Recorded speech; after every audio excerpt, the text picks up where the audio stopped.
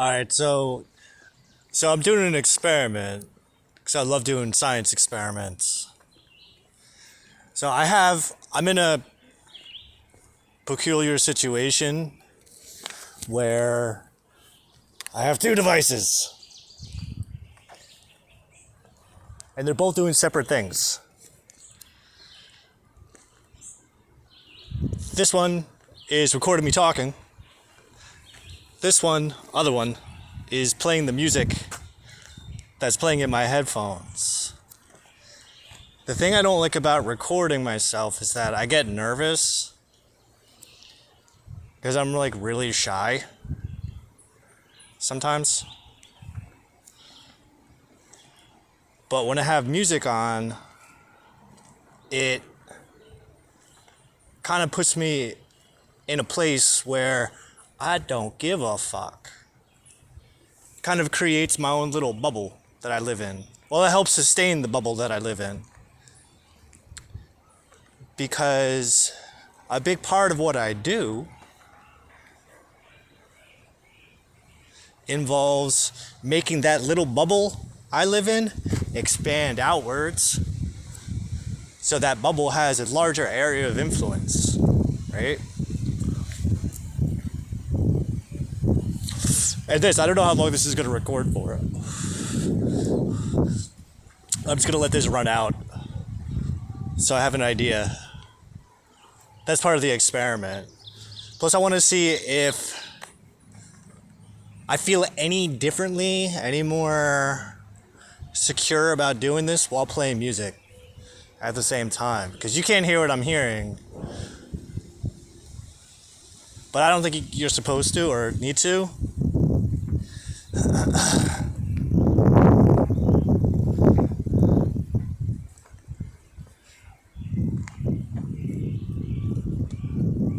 I was just working at a job. I got a regular job for a little while, but I got fired. Working for Hugo Boss. Working with Hugo Boss. One of the things I had to train myself to see is that I don't work for nobody. I work with people, but I don't work for anybody. I work for me. I didn't form an entity just so I can work for somebody else. Because there's a saying in the Bible. I'm probably the opposite of a Christian man. Not that I don't believe in Satan. I do. I talk to him. But I see value in some of the things that the Bible teaches. There's valuable lessons to learn that go beyond just spiritual life, but everyday practical life as well. The line that's coming to me right now is that one cannot serve two masters. That's a reference to people worshiping God versus worshiping Mammon. Well, who's Mammon? Mammon's a demon. He's one of the, well, he's an entity. He's a fallen angel. They don't like being called demons anymore. They want to be known as the fallen ones. It's what they told me. So I do my best to respect that. They're separate entities. Well, they're separate, but they're also a part of the individual. That's how I look at it. Yeah, they're conscious archetypes, but they're also conscious archetypes that exist whether or not that you're in that state of mind. Mammon's like the financial advisor of hell. Now the cool thing is that currency in hell isn't necessarily the same as currency in the human world, even though they're pretty much exactly the same thing. You see, in hell, we trade in souls. People who don't want their souls, we take them.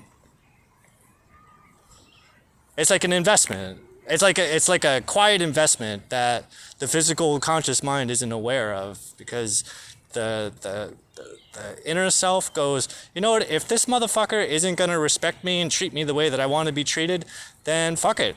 Let me go find somebody else who can. It's like the untethered soul.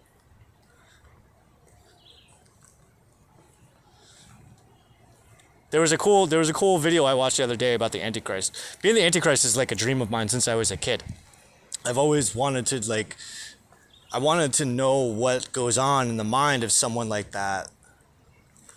The Omen series is like one of my favorite movie series. Cause I can't help but watch it and go like, what's making this guy tick? Like what is that? What the hell is in there? And we could argue. I mean, if we could break it down with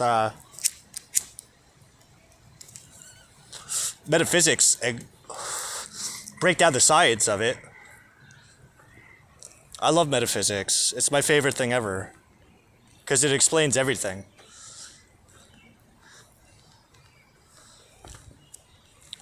One of my favorite schools of metaphysics is called Kabbalah. It's it's essentially Jewish mysticism, but it's also the science of everything. Like, it explains everything. Everything you can want to know about it, it explains it. But you got to put in the mental calories to actually invest into what it is that you're looking to find out, so that what you're looking to find out actually wants you to find it.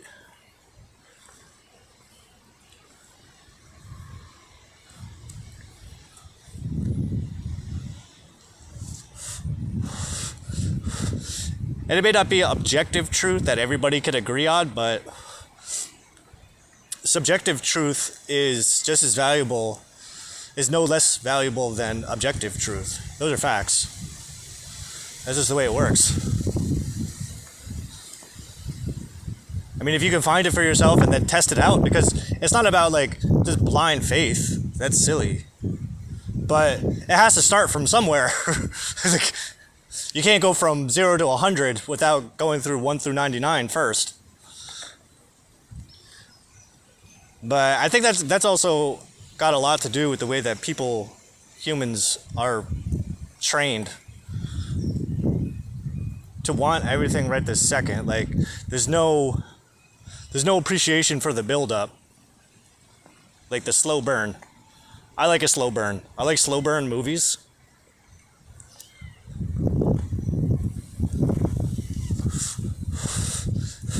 And I like having to work for stuff. I don't mind having things handed to me, so to speak, but there's a different sense of satisfaction that comes with getting your fucking hands dirty and going, alright, I found that one out on my own. I don't know if that resonates with everybody though. Not everybody has the time, because most people are stuck worshiping Mammon. Mammon just represents the spirit of money. That's why you can't serve money and God at the same time, but we're in a society we're in a world that money is God. Money speaks, but nobody listens.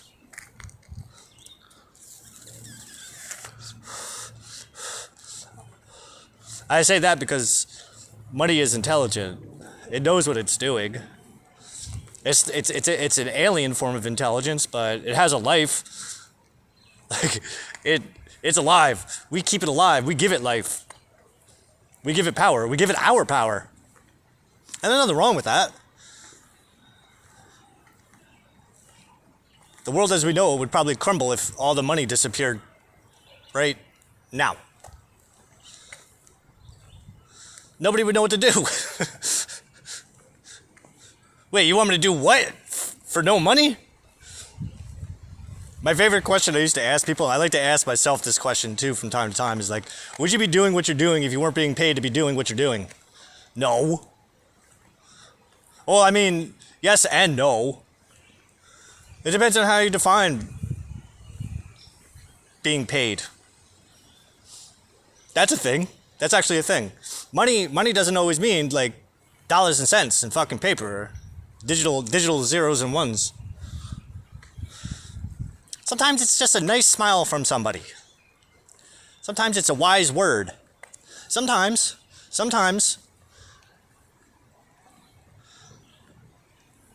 just a thought that makes you think just a little bit differently than what you were thinking prior to hearing that thought. That's money. That's value. Money is just a container for value. I mean, you gotta get fucking philosophical with it, but that's kind of the point. You look at everything from the surface value and you're just gonna get jaded. I'm talking from experience. Ah, shit.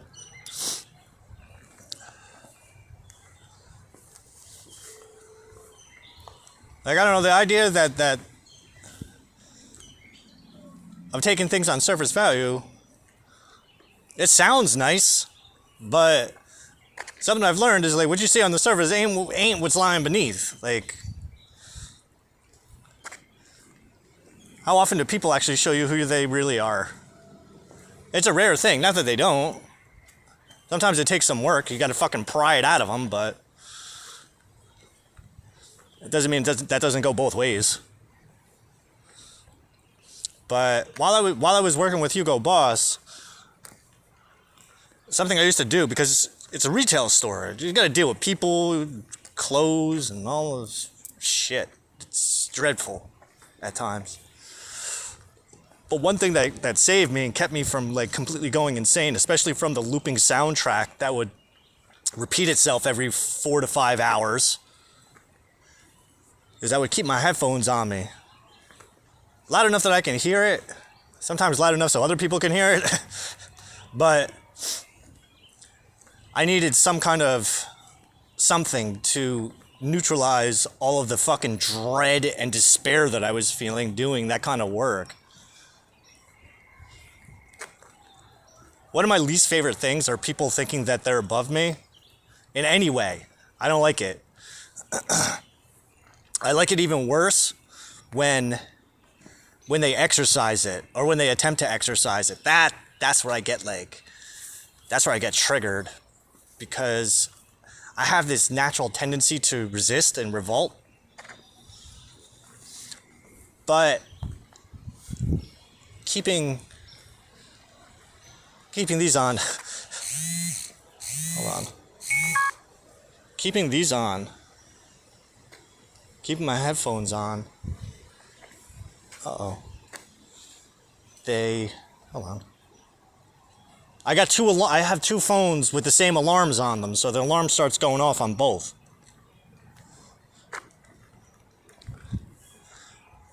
But having my empowering music playing around my neck all day, because I wouldn't wear my headphones on my head, I'd wear them around my neck so I can at least hear it. By putting on music that empowers me, it neutralizes the agent of that entity, that person I work for. It neutralizes the fucking dread that I'm being controlled and that I'm going to lose myself. Because realistically, that's what, when you work for somebody, that's what they're asking you to do. Lose yourself and be who I want you to be.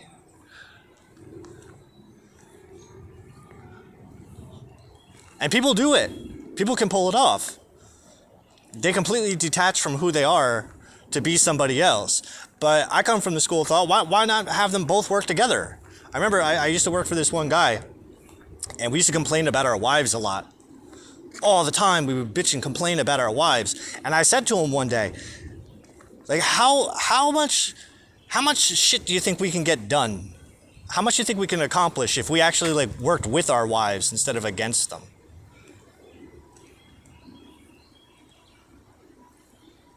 Now, at the time I was married, and she wasn't into that idea. So, but I can at least say I tried. I didn't not put the effort into it.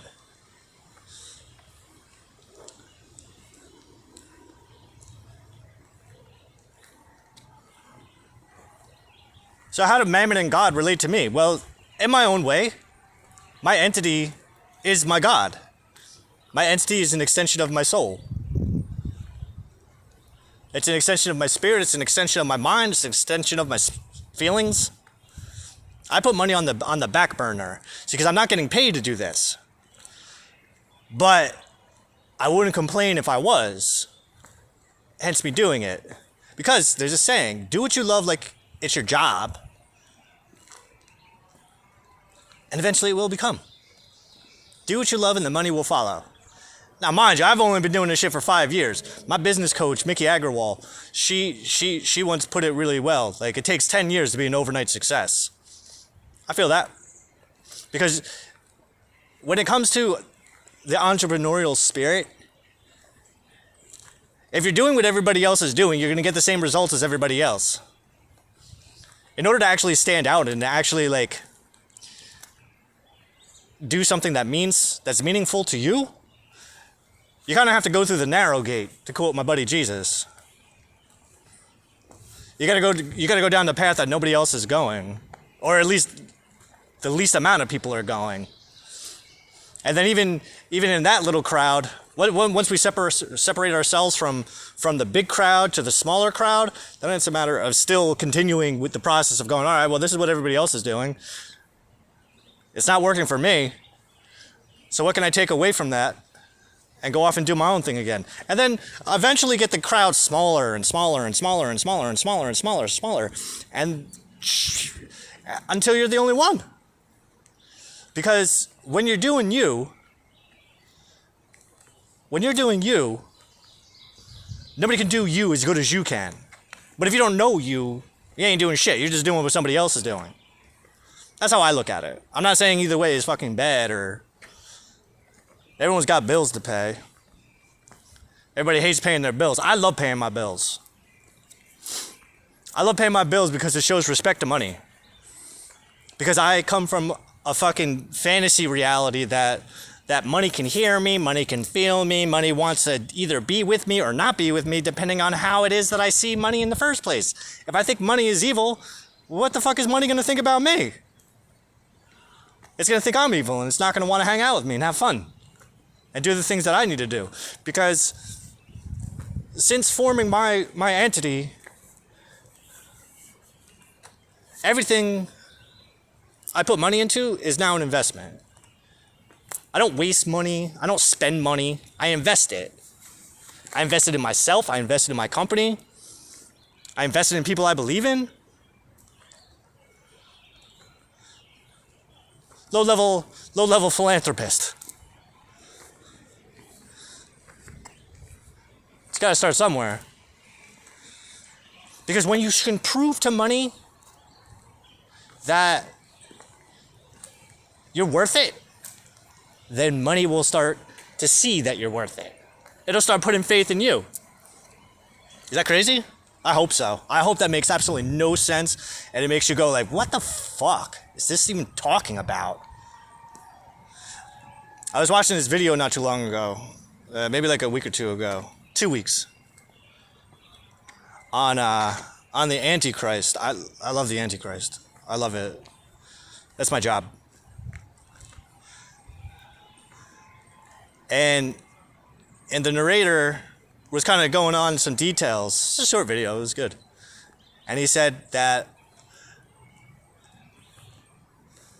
the more that people deny the power of Satan, the stronger that the Antichrist becomes. Why? Because he's not relying on external validation.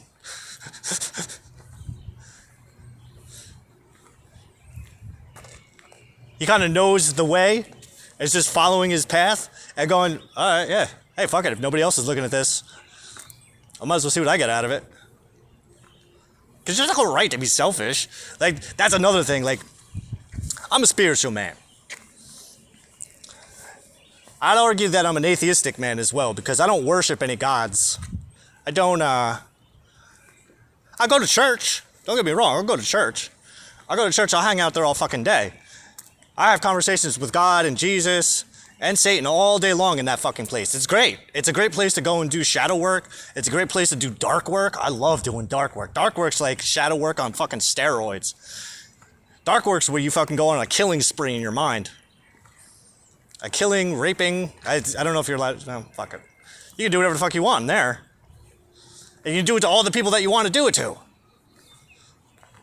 You're allowed to let your darkest, grossest, grimiest, creepiest part play out its darkest fantasies, you know?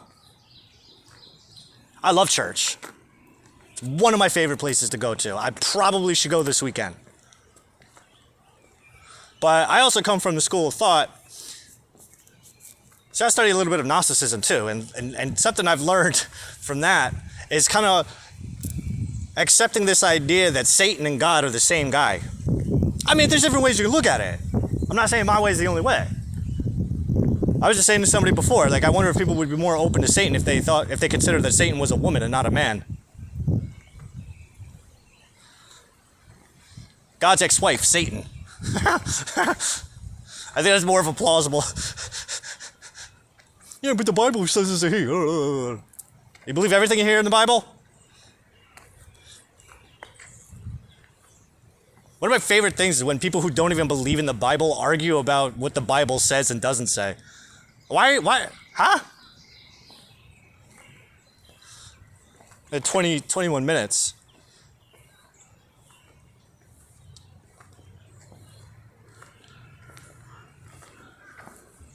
I'm not good at doing short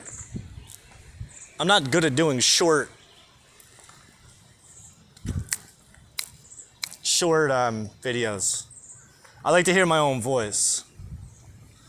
Because I think I believe I say all the smartest things and all the best things. I think everything I say is better than what everyone else says. But I'm also a narcissist. Even though a friend of mine once said, like, you can't be a narcissist if you can't be a narcissist if you claim to be a narcissist. I disagree. Because I feed that part of me. I'm a native Leo and I got a fucking giant ego to begin with, so. A valuable lesson I learned from the Antichrist, or at least somebody telling me about the Antichrist, is the value of internal validation. You're fucking great. Thank you. You're welcome. I love you. I love you too. Cutie pie. Mr. Sexy Man.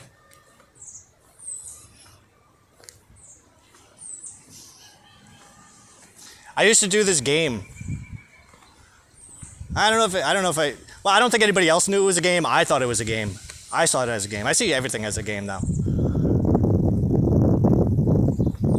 At work, we would get into these deep conversations, and I used to love demonstrating my capacity to look into a mirror, gaze deeply into my eyes, and go, I love you.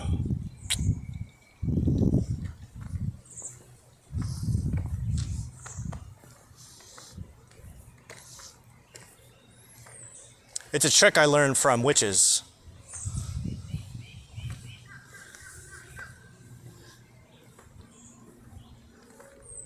Give a fuck about yourself. Give a fuck about yourself like you want somebody else to give a fuck about you. Because once you could give a fuck about yourself the way that you want somebody else to give a fuck about you, then it doesn't really matter. Then you don't really give a fuck if anybody gives a fuck. But at the same time, in order to dazzle in that kind of love for yourself, you gotta let go of all the other shit that you hate. A friend of mine once said, the parts that you... How does she put it? The parts about yourself that you hate the most are the best parts about you.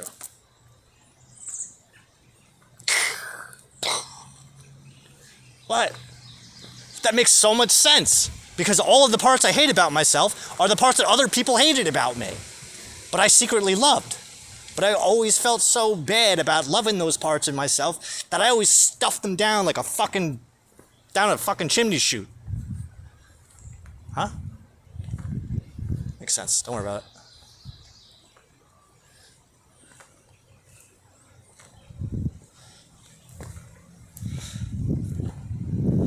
This is a lot more fun when I can hear music. Because I listen to all the best music, that's why. My ex-wife used to say I was a music snob, and she's not wrong. Entirely.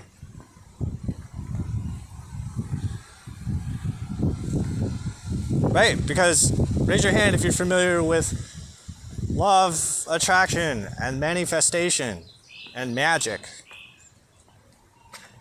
I am. It's kind of been my job for the past 5 years. Officially, my job for the last 2.5. So by not putting money as the focus for my entity, what I did was I kind of like reverse engineered the system in a sense, right? Because what do they say about all small businesses? Most small businesses fail within the first 2 years. Why? Because they run out of money. So why not build an entity that doesn't feed off of money like a goddamn vampire? Let money be like the backup. Have it work with money. How about that? Instead of trying to suck the fucking life out of every dollar. And not to mention suck the life out of every single person working for said entity in the first place. Because you work for a place like, and I hate putting fucking Uncle Hugo on the spot like this because I love Uncle Hugo. I love the system. I love the order. I love everything that I learned about it. I mean, I got an education in global business that you can't get that shit in a classroom. Oh hell no. No, I went into that job like with the mindset of being the undercover boss. What really goes on behind the scenes, and what would the owner think if he was if he was doing undercover boss? Hugo's undercover boss is what I called it. Watch everybody like a fucking hawk, like a rat. And to be honest, like you'd be surprised. Like for instance, right now, like I think they're breaking the law with me because they're withholding my pay. They owe me pay from a couple months ago. Oh no. Yes and no. Well, they owe me about like almost $1,000 from a month ago. They owe me about another $2,000 from for like fucking 6 months ago. But they won't pay me. And they keep on giving excuses for why they can, little technicalities that get in the way of them paying, like allowing me to receive what I worked for.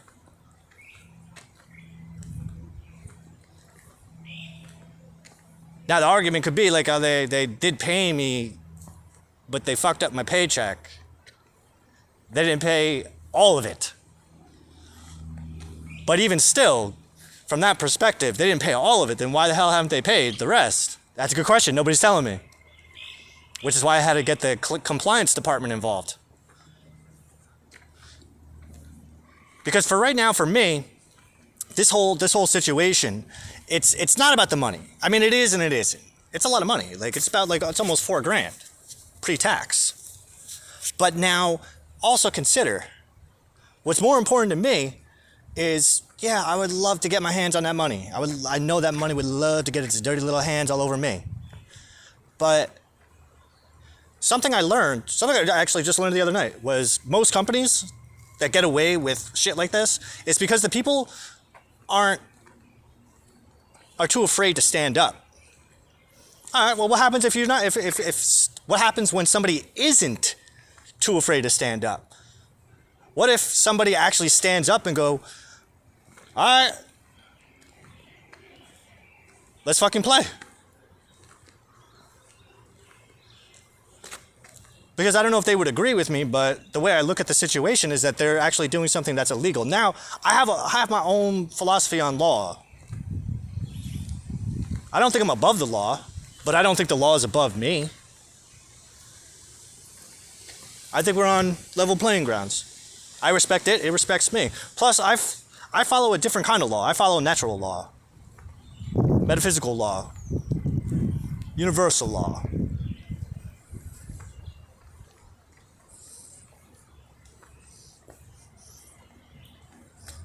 Like a really cool thought that came to me the other day was about people who thrive in the darkness. People who try to use the darkness to conceal themselves and their clandestine, shady behavior. That's all good. That's all good. But I also believe in karma and dharma. So you're just doing what you're supposed to be doing. You're just doing your job. You're just doing the job that was laid out for you that you don't even realize that you're doing. The illusion that one can use the darkness, that's where things get all fucked up. And that's where the Sith went wrong with the Jedi, is because the Sith believed that they were controlling it. Meanwhile, they were the ones being controlled. And that same principle, that same philosophy goes in, from what I've seen, business. There's a lot of dark and shady shit that goes on. A lot of clandestine and behavior. I was going to say snake in the grass, but that's giving snakes in the grass a bad name. But I also don't like corporate people. That's a big thing of mine. But you have an entity. Now you're a corporate person. I know, that's the fun part. Because I get to play corporate Derek. Because that's my name. That's my human name. Derek. Toxic is my soul's name. Mr. Toxic, as a matter of fact. I might have to change that.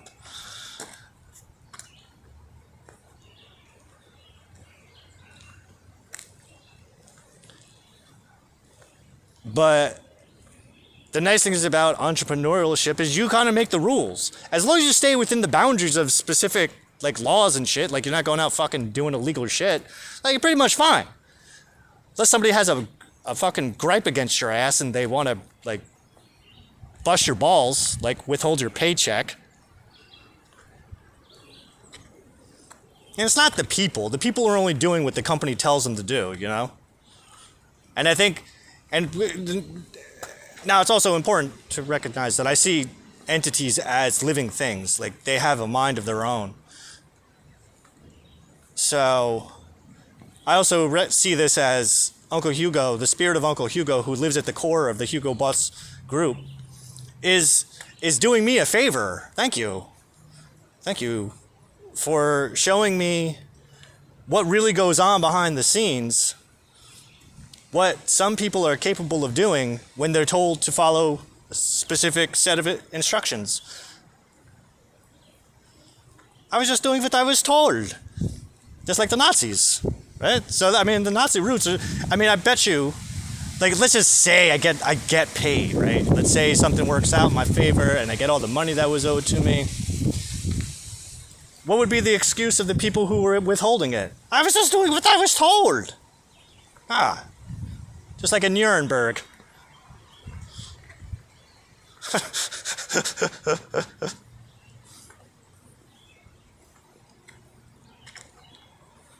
I like Hitler, by the way. I like his book. I like the way his mind works. I like dictators, though. I think there's something to learn from them. I think people have too much freedom. Sometimes. There's a lot of... I think people need to learn the value of chaos. Because I think that's a thing of its own too. Chaos. When I see chaos, what do I see? I see potential when I see chaos. Chaos is just a code word for infinite potential. What do you want to turn this into? A fucking empire. With me sitting at the top of a fucking obsidian pyramid in Israel. That's, there you go. Think unrealistic. There's a line from, oh shit. There's a line from Through the Looking Glass. Lewis Carroll's Through the Looking Glass. And it's when the White Queen and Alice are talking. And the Queen, she goes to Alice. She says some shit to Alice, and I was like, oh, that's impossible. That's impossible. And the Queen's like, nah. I think about 6 impossible things every day before. Sometimes I think about 6 impossible things before breakfast. How do you explain magic and law of attraction and manifestation to people? Think impossible. Think of impossible things. Think of seriously impossible things. Something I learned from Mike Tyson is think bigger than what you are.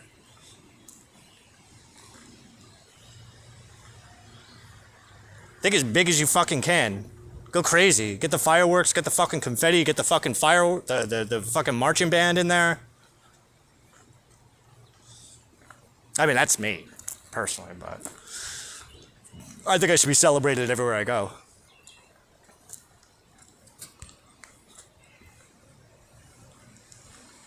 Why think about crazy, impossible things? Because if we can dial this a little bit beneath the surface and recognize that there's an intelligent force that governs over the things that we see and that we can't see,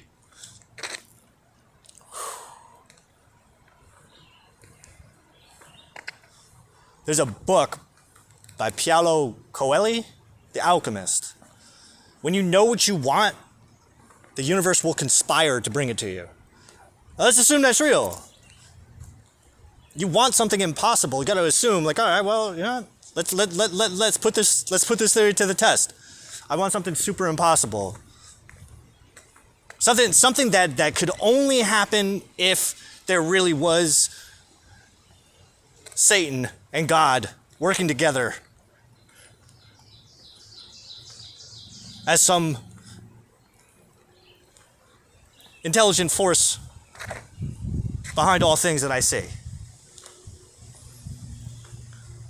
I'm God now, in a physical body. I'm the second coming and Antichrist all at the same time. Messiah of the Jews and future Messiah of the Christians. And even the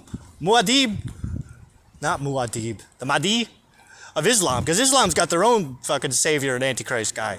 They all do. Jesus was the Antichrist to the Jews, and the Jewish Messiah is the Antichrist to the Christians. And I think they're both the Antichrist to the Islam, to the Muslims. I could be wrong on that. I haven't read the entire Quran, and I haven't entirely read the Torah yet. I'm still learning to do that in Hebrew. It's a complex language. It makes a sound, it makes an image in your mind, like each letter, it makes a sound, it makes an image in your mind, and it has a numeric value that has a symbolic value to it too. It's a lot. And then technically you're only supposed to be reading it from right to left, but I'd argue that you can probably read it right to left as well because of the symbolic value to it. Because the symbols from one letter, from each letter in a word, they kind of come together to make an idea, a concept. But that concept kind of flips when you read it the other way. It's like reading tarot cards. It's like you can lay out like 5 or 6 cards like in a line, and you can read them that way. You can read them that way. Or you can bounce around. You come up with all the fucking stories.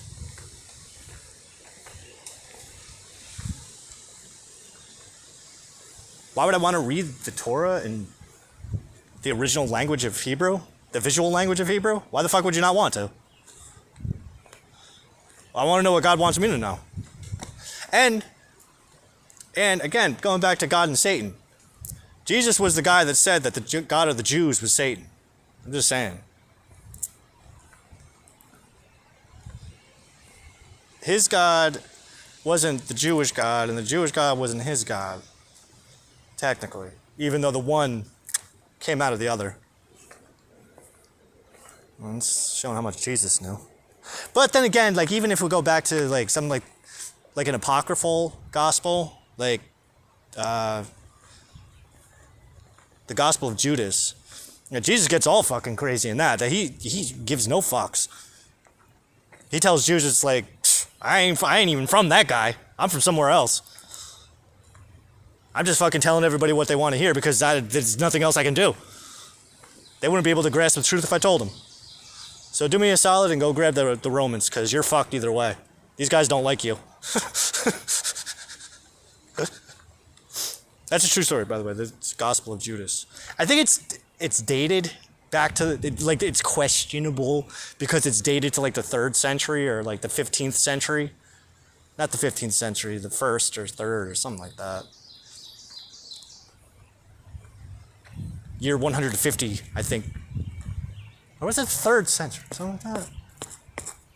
It's dated somewhere between 0 and the 3rd century. So it's questionable.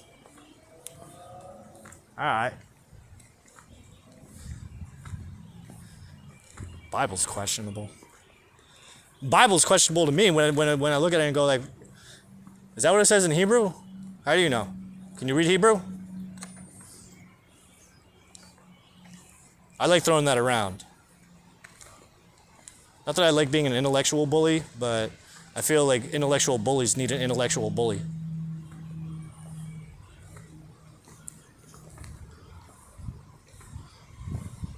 Just like I think like some entities need a bully too. I thought that was crossed my mind is that by not bowing down to the whims of Hugo Boss and letting them not pay me, what I'm doing is I'm allowing their entity to bully me. But now, you bully me, then my entity's going like, the fuck? Who the fuck is this asshole? Like it's told me, like you are not bowing down on this one. I don't give a shit if you get your ass whooped.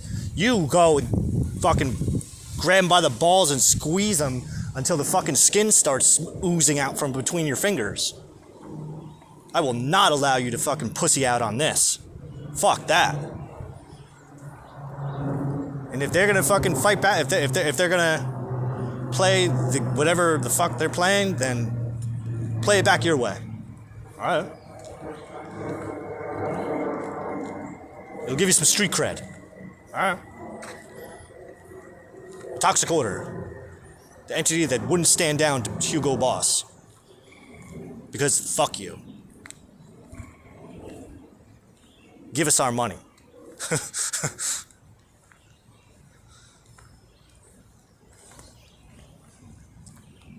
What do you do if the money doesn't come? Say thank you.